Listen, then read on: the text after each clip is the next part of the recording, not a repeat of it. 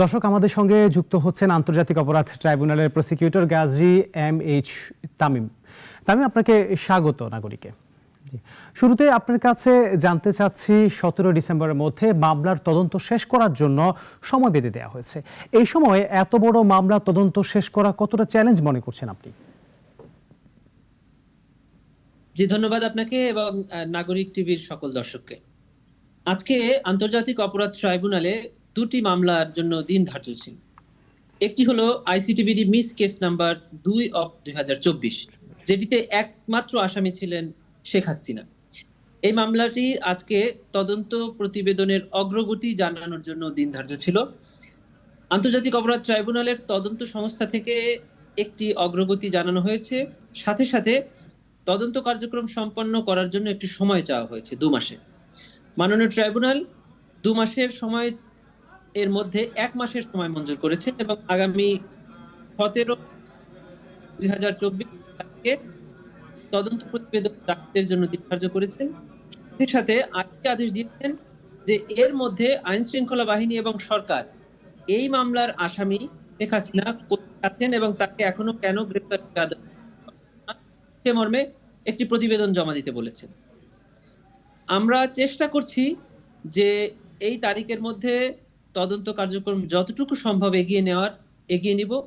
যদি সম্পন্ন করতে না পারি বা তদন্ত সংস্থা সম্পন্ন করতে না পারে, তাহলে আমরা চাইলে পুনরায় সময় নিতে পারি। এটি ডিপেন্ড করছে তদন্তর অগ্রগতির উপর। জি, চিফ প্রসিকিউটর আরেকটি কথা বলেছেন যে ভবিষ্যতে কেউ যেন স্বৈরাচারী হয়ে উঠতে না পারে, সেজন্য এই বিচার একটি শিক্ষা হয়ে থাকবে। কিন্তু বিচার বিভাগ সংস্কার না হলে এই ট্রাইব্যুনাল আবার রাজনৈতিক স্বার্থে ব্যবহারের সুযোগ থাকে কিনা, বা আপনি কি মনে করছেন?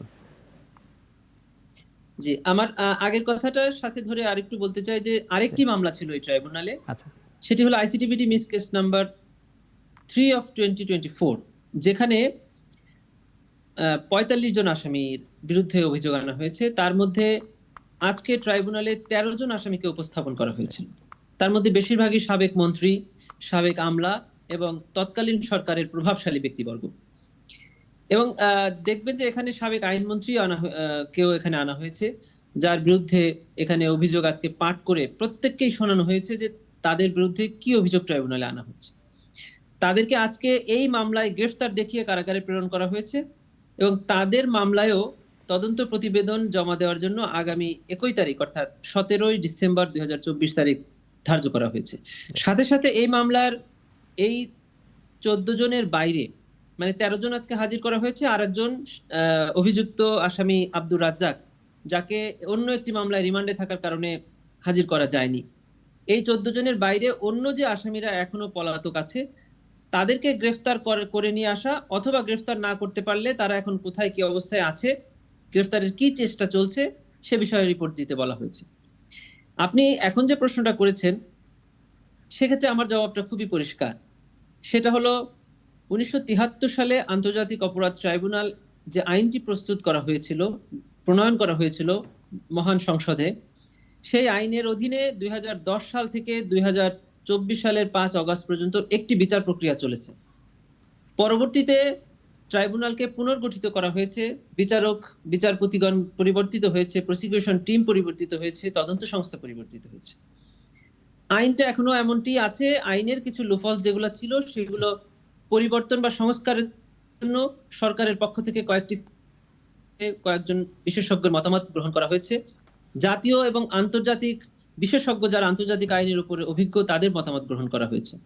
এই সংস্কারের প্রক্রিয়া চলছে। তবে আমার বক্তব্য হলো, আইন বা বিধি সংস্কার এখানে কোনো জরুরি বিষয় নয়। বিষয় হলো এই আইন বা বিধি কাদের মাধ্যমে ব্যবহৃত হচ্ছে। এখানে যারা জাজেস আছেন, যারা প্রসিকিউটরস আছেন, যারা তদন্ত সংস্থায় আছেন, ইনাদের মাধ্যমেই এই আইনটি প্রয়োগ করা হবে এবং আসামি পক্ষের আইনজীবী এই আইনের সকল সুবিধা গ্রহণ করবেন। অতএব যার হাতে এটি ব্যবহার করা হচ্ছে, জানতে চাই, এই যে আন্তর্জাতিক অপরাধ ট্রাইব্যুনাল, সেখানে আন্তর্জাতিক মানদণ্ড আসলে কিভাবে রক্ষা করা হচ্ছে, আর সেই সাথে আসামি পক্ষ কি ধরনের আইনি অধিকার পাবেন? একটু আগে আপনি আসামি পক্ষের আইনি অধিকার নিয়ে কথা বলছিলেন, সেটি যদি একটু পরিষ্কার করতেন। এই ম্যাটারটা 2010 সালেই সেটেল হয়েছে। এটি আন্তর্জাতিক অপরাধ ট্রাইব্যুনাল আর আন্তর্জাতিক আইন, এটার ব্যাখ্যা এর আগের সরকারই দিয়ে গিয়েছেন, এখন যারা আসামি হয়ে এই ট্রাইব্যুনালে আসছেন তাদের পক্ষ থেকে এর ব্যাখ্যা দেওয়া হয়েছিল। এটি একটি ডোমেস্টিক ট্রাইব্যুনাল, তার মানে এটি একটি দেশীয় আদালত, কিন্তু এখানে যে অপরাধের বিচার করা হচ্ছে সেটি একটি আন্তর্জাতিক অপরাধ। আন্তর্জাতিক অপরাধ আর দেশীয় অপরাধের পার্থক্যটা আমি খুব ছোট্ট করে আপনাদেরকে বুঝিয়ে দেই। আমাদের দেশের দণ্ডবিধিতে হত্যা একটি অপরাধ, তার জন্য একটি ধারা আছে ৩০২। যদি কোনো ব্যক্তি নির্দিষ্ট কোনো কারণে কোনো ব্যক্তিকে হত্যা করে, এটি একটি খুন, এটি একটি হত্যা, এটার জন্য আমাদের দেশে প্রচলিত আইন ব্যবস্থায় তার বিচার। এই খুনটা কখন একটি আন্তর্জাতিক অপরাধে পরিণত হবে, তার জন্য আন্তর্জাতিক আইনে পরিষ্কার বলা আছে, যদি কোনো একটি অপরাধ একটি জায়গায় সংঘটিত হয় এবং সেটি আস্তে আস্তে সারা দেশব্যাপী ছড়িয়ে পড়ে, এটাকে বলে ওয়াইড স্প্রেড। এবং এই খুনটা শুধুমাত্র একটি বিশেষ কারণেই হয় না, এই খুনটা হয় হলো যারা হত্যা করেছে এবং যাদেরকে হত্যা করা হয়েছে দুই পক্ষই একটি টার্গেটেড পিপল হয় এবং দুই পক্ষের মধ্যে কোনো ব্যক্তিগত শত্রুতা বা পরিচয় থাকে না, তখন এটাকে আন্তর্জাতিক অপরাধে পরিণত হয় এবং সেটির বিচার আন্তর্জাতিক অপরাধ আদালত বা আন্তর্জাতিক অপরাধ ট্রাইব্যুনালে হবে। যেমন এখানে হয়েছে, যারা হত্যা করছেন বা যারা অপরাধ করছেন তারা একটি বিশেষ গোষ্ঠীর সদস্য, তার মানে তৎকালীন সরকারের রাজনৈতিক দলীয় সদস্য অথবা আইন শৃঙ্খলা বাহিনীর সদস্য। যাদেরকে হত্যা করা হচ্ছে তাদেরও একটি নির্দিষ্ট পরিচয় আছে, তারা বৈষম্য বিরোধী ছাত্র আন্দোলনের সমর্থক অথবা ছাত্র অথবা নেতাকর্মী। এবং যে যাকে হত্যা করছে এই দুই পক্ষের মধ্যে কারো কোনো ব্যক্তিগত পরিচয় নেই, হত্যা করা হচ্ছে একটাই কারণ, তারা সরকারের বিরুদ্ধে কোনো একটি দাবি তুলে আন্দোলনে নেমেছিল এই জন্য। আর আমাদের দেশে প্রচলিত আইন ৩০২ যেটি করা হয় সেটি হয় একটি নির্দিষ্ট কারণে নির্দিষ্ট ব্যক্তির উপরে। এইটার সাথে এটার পার্থক্য, আইনের ভাষায় এটাকে বলে সিস্টেম্যাটিক। এই সিস্টেম্যাটিক যদি কোনো হত্যা করা হয়, যে এই সিস্টেমের মধ্যে দেশের যেখানে যেই পড়ুক না কেন তাকে হত্যা করা হবে, না হলে নির্যাতন করা হবে, না হলে আটক করা হবে, না হলে অন্য কোনোভাবে নিপীড়ন করা হবে, এরকম দুইটা পার্থক্য হলেই আপনি কেবল তার বিরুদ্ধে মানবতা বিরোধী অপরাধের অভিযোগ আনতে পারেন। এটি যদি না থাকে তবে তার বিরুদ্ধে। তামিম, আমি আরেকটু জানতে চাই, আপনারা তো 1 মাস হচ্ছে তদন্তের জন্য সময়সীমা দেওয়া হচ্ছে, কিন্তু আমার প্রশ্ন হচ্ছে যারা পলাতক আছেন, যেমন শেখ হাসিনা, সাবেক স্বরাষ্ট্রমন্ত্রী, এমন আরো অনেকে আছেন, তাদের বিষয়ে আসলে প্রসিকিউশন কি করবে? জি, ইতিমধ্যে এই আসামি যারা আছেন তাদের বিরুদ্ধে শেখ হাসিনা সহ তাদের বিরুদ্ধে গ্রেফতারি পরোয়ানা জারি করেছে মাননীয় ট্রাইব্যুনাল।